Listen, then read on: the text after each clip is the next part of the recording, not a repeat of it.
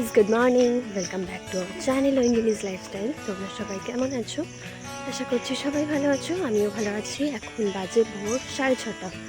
এখন আমি আর কাকিমণি আমরা দুজন বেরিয়ে পড়েছি। কোথায় যাচ্ছি সেটা ততক্ষণে থাম্বনেল দেখে বুঝেই গেছো কোথায় যাচ্ছি। যাচ্ছি বড়মার মন্দিরে। আজ আছে আমার দণ্ডিকাটা। তো চলো তোমাদের দেখাই। এটা লাইফে আমার ফার্স্ট টাইম, আমি এর আগে কখনো করিনি। So quite nervous. তাও চলো সাথে থাকো।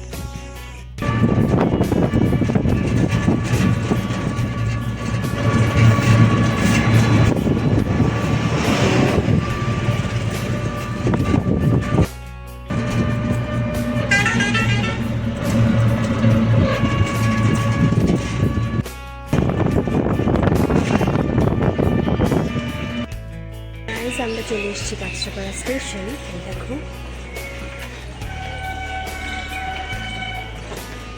দাঁড়িয়ে আছে কাকিমণি, আমার বাড়ির সবাই চলে এসছে। ছোট দিদি, মা, সেজন্য। আর এখানে আছে যার জন্য মেনলি পুজো দেওয়া, সে।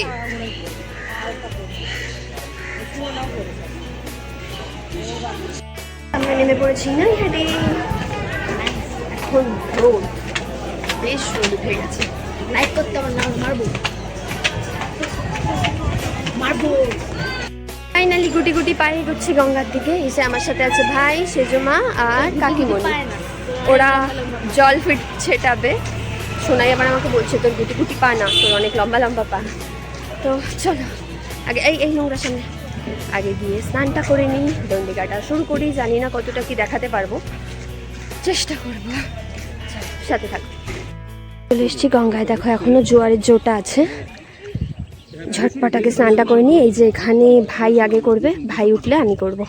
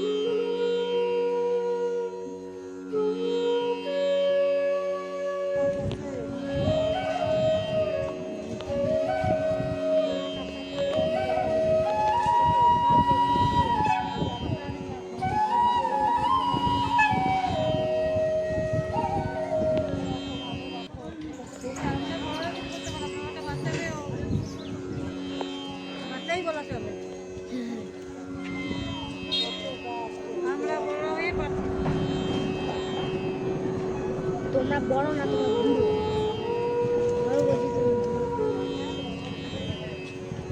বলি বুড়ো বলি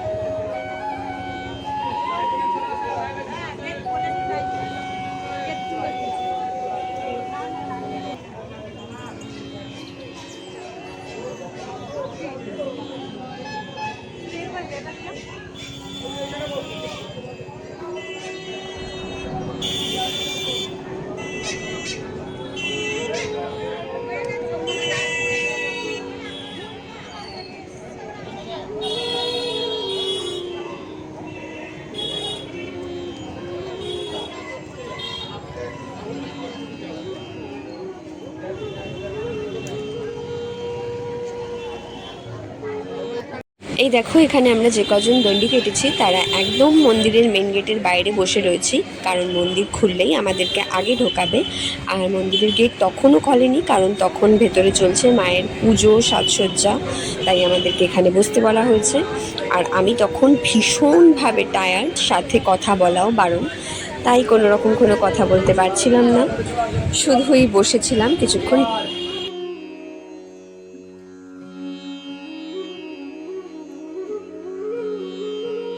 ফাইনালি হয়ে গেল সবটা ডান, এবার ফিরবো বাড়ি।